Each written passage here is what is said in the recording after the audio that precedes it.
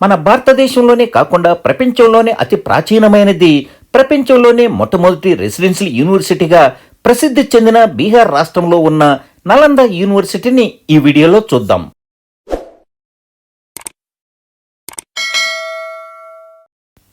నలంద విశ్వవిద్యాలయం ఈ పేరు వినగానే భారతీయులు ఎంతో గర్వంగా ఫీల్ అవుతారు. కారణం 1600 సంవత్సరాల క్రితం స్థాపించబడినటువంటి ఈ యూనివర్సిటీలో దేశ విదేశాల నుండి ఆ కాలంలోనే 10,000 మంది విద్యార్థులు చదివేవారు, 2,000 మంది ఆచార్యులు పనిచేసేవారు. ప్రసిద్ధి చెందిన ఈ విశ్వవిద్యాలయాన్ని సందర్శించడానికి మన తెలుగు రాష్ట్రాల నుండి బీహార్ రాష్ట్ర రాజధాని పాట్నాకు రైళ్లు అందుబాటులో ఉంటాయి, ఫ్లైట్లు కూడా అందుబాటులో ఉంటాయి.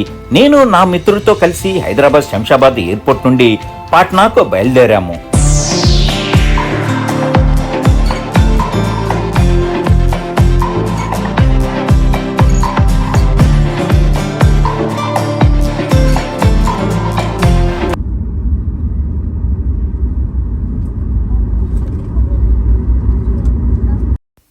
ఇదే పాట్నా ఎయిర్పోర్టు. పాట్నా నుండి నలంద యూనివర్సిటీ 100 కిలోమీటర్ల దూరంలో ఉంటుంది.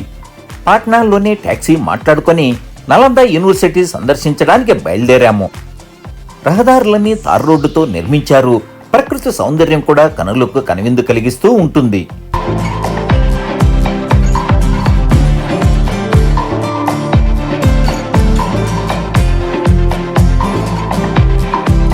నలంద ద్వారం స్వాగతం పలుకుచున్నది.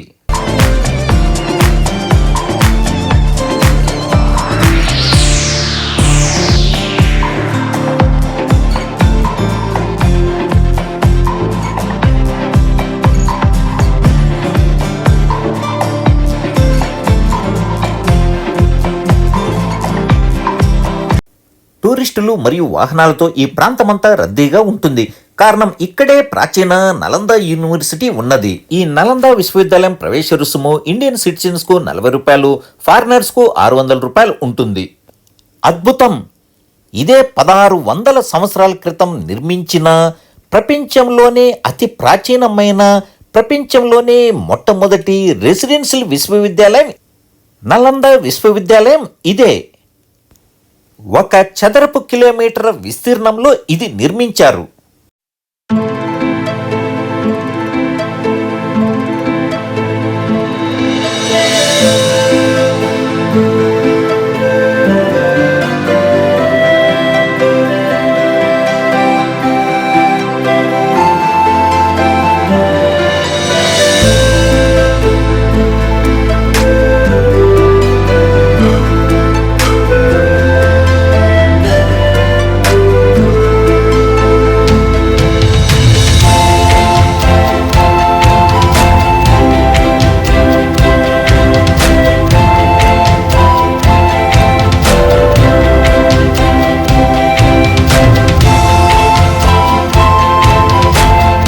ఈ ప్రాచీన నలంద విశ్వవిద్యాలయాన్ని వరల్డ్ హెరిటేజ్ సైటు లిస్టులో చేర్చబడింది. ప్రపంచంలోని అతి ప్రాచీన మొదటి రెసిడెన్షియల్ యూనివర్సిటీగా గుర్తింపు పొందిన ఈ నలంద విశ్వవిద్యాలయాన్ని క్రీస్తు శకం 413-455 ప్రాంతంలో గుప్త వంశపు రాజు కుమార్ గుప్తా స్థాపించారు. తర్వాత 606-647లో హర్షవర్ధనుడు 8 నుండి 12వ శతాబ్దం వరకు పరిపాలించినటువంటి పాల వంశాధిపతులు ఈ యూనివర్సిటీని అభివృద్ధి చేశారు. మీరు చూస్తున్న ఈ స్థలం నలందాలో ఆర్కియలాజికల్ సర్వే ఆఫ్ ఇండియా మొట్టమొదట తవ్వకాలు చేపట్టిన ప్రదేశం. ఇక్కడ ఎక్కువ సంఖ్యలో రాయి, లోహ విగ్రహాలు, పలకలు, రాయి మరియు రాగి పలక శాసనాలు వంటి అనేక పురావస్తు వస్తువులు లభించాయి. ఈ విశ్వవిద్యాలయం నిర్వహణ కోసం నాటి రాజులు సమీప గ్రామాల నుండి భూములు, ఆదాయాలు కేటాయించబడేవారు. దీనివలన విశ్వవిద్యాలయం నిర్వహణకు ఎలాంటి ఆటంకాలు లేకుండా సజావుగా కొనసాగే. నిర్మాణాలన్నీ ఇటుకలతోనే నిర్మించారు. 1600 సంవత్సరాల క్రితం నిర్మించిన ఈ ఇటుక గోడలు ఇప్పటికీ చెక్కు చెదరకుండా ఉండడం విశేషంగా చెప్పవచ్చు. ప్రపంచ ప్రసిద్ధి చెందిన ఈ ప్రాచీన విశ్వవిద్యాలయానికి మన తెలుగు రాష్ట్రానికి చెందిన గొప్ప బౌద్ధ తత్వవేత్త అయినటువంటి ఆచార్య నాగార్జున హెడ్గా అనగా వైస్ ఛాన్సలర్గా పనిచేయడం విశేషం. ఈ విశ్వవిద్యాలయంలో ఆచార్య నాగార్జునతో పాటు ఆర్యదేవ, వసుబంధు, ధర్మపాల, సువిష్యు, ఆసంగ, శీలభద్ర, ధర్మకీర్తి, శాంతరచిత వంటి మహాచార్యులు బోధించేవారు. ఈ విశ్వవిద్యాలయం నిర్మాణం నాటి ప్లాన్ను ఇక్కడ ప్రదర్శించారు. ఇందులో 6 ఇటుకల ఆలయాలు కూడా ఉన్నాయి. చైనాకు చెందిన ప్రముఖ యాత్రికులు హ్యూన్సాంగ్ మరియు ఈ సాంగ్ ఇక్కడ వేదాంతం, వ్యాకరణం, తర్కం, ఖగోళ శాస్త్రం, దర్శనం, వైద్యం, తత్వశాస్త్రం వంటి అనేక విషయాలు బోధించేవారని తెలియజేశారు. ప్రస్తుతం మన ఆధునిక భారతదేశంలోని విద్యార్థులు విదేశాల్లో చదువుకోవడానికి ప్రతి ఏడాది లక్షల సంఖ్యలో వెళ్తుంటే 1600 ఏళ్ల క్రితం మన భారతదేశంలో నిర్మించిన ఈ విశ్వవిద్యాలయం చదువుకోవడానికి విదేశాల నుండి China, Korea, Japan, Mongolia, Indonesia, Tibet, Sri Lanka, Nepal, Burma మొదలుగా అనేక దేశాల నుండి 10,000 మందికి పైగా విద్యార్థులు ఈ విశ్వవిద్యాలయంలో విద్యను అందుకునేవారు. నలంద అంటేనే సంస్కృతంలో జ్ఞానాన్ని ఇచ్చేది అని అర్థం. నలంద అనే సంస్కృత పదం నలం అనగా కమలం అని అర్థం. కమలం జ్ఞానానికి చిహ్నం. ద అంటే ఇవ్వడం. ఈ 2 పదాల కలయిక ద్వారా పుట్టిందే నలంద. గౌతమ్ బుద్ధుడు చాలాసార్లు ఈ నలంద చుట్టుపక్కల ప్రాంతాల్లోనే తిరిగారని చెబుతారు. ఆ కాలంలోనే బోధనా తరగతి గదులు, సైన్స్ ల్యాబులు, యోగా కేంద్రాలు, నివాస గదులు మరియు డ్రైనేజీ సిస్టాన్ని అద్భుతంగా రూపొందించి నిర్మించారు.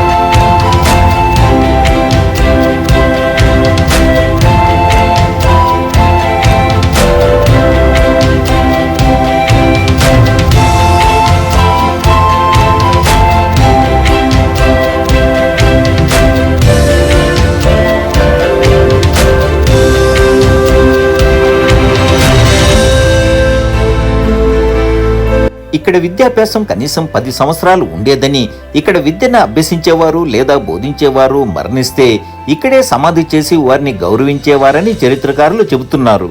బోధనా తరగతి గదులతో పాటు సమావేశ మందిరాలు, చర్చాగోష్ఠులకు ప్రత్యేక వేదికలను రూపొందించడం విశేషం. తెలియని విషయాలను తెలుసుకోవడమే జ్ఞానం. అది గురువుల ద్వారాను, పుస్తకాల ద్వారాను ఎక్కువగా తెలుసుకుంటూ ఉంటాము. ఎంతో ప్రసిద్ధి చెందిన ఆచార్యులు ఒకవైపు బోధిస్తుంటే మరోవైపు ఈ విశ్వవిద్యాలయంలో 90 లక్షల పుస్తకాల లైబ్రరీని ఏర్పాటు చేయడం ఎంతో విశేషం. ఇక్కడ కనపడుతున్న మెట్లు ఉన్న ప్రాంతమే లైబ్రరీగా ప్రసిద్ధి చెందింది. ఏ అంశానికి సంబంధించిన పుస్తకమైనా ఈ లైబ్రరీలో లభించేదని చరిత్రకారులు చెబుతున్నారు. ఇంతటి విజ్ఞానాన్ని అందిస్తున్నందునే కాబోలు మన భారతదేశం నుండే కాకుండా విదేశాల నుండి కూడా విరివిగా విద్యార్థులు వచ్చి ఇక్కడ విద్యను అభ్యసించేవారు.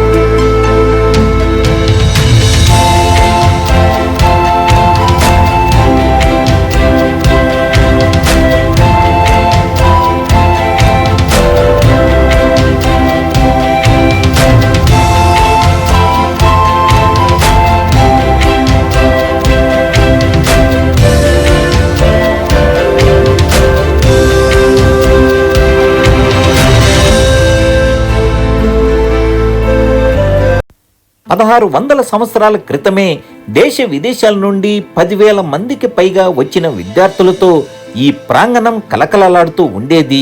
సకల శాస్త్రాల జ్ఞానాన్ని విద్యార్థులకు అందించే విజ్ఞాన గని ఈ విశ్వవిద్యాలయం. 12-13 శతాబ్దంలో టర్కీ, ఆఫ్ఘన్ సైన్యాధిపతిగా పనిచేసిన బక్తియార్ ఖల్జీ దృష్టి దీనిపై పడింది. ఇతను బీహార్ మరియు బెంగాల్పై దాడులు చేయడంలో ప్రసిద్ధి చెందాడు.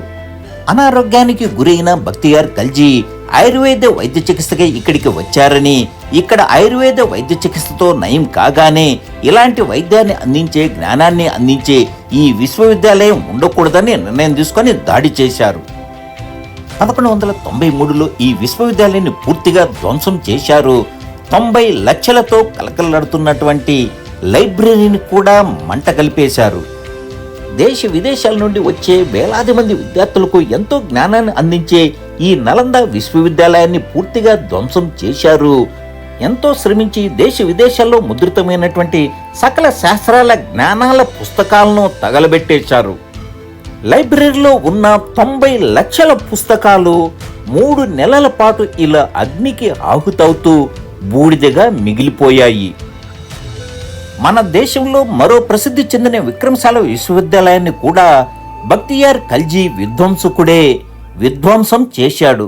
ఈ విశ్వవిద్యాలయాలు కొనసాగి ఉంటే భారతదేశం ఎంతో ముందంజలో ఉండేది. ఇంతటి ప్రసిద్ధి చెందిన యూనివర్సిటీని తిరిగి పునఃప్రారంభించాలని 2006లో నాటి రాష్ట్రపతిగా ఉన్నటువంటి డాక్టర్ ఏపీజే అబ్దుల్ కలాం కేంద్ర ప్రభుత్వానికి సూచన చేయగా ఇక్కడికి దగ్గరలోనే 2014 సెప్టెంబర్ 1వ తారీఖున ప్రారంభించారు.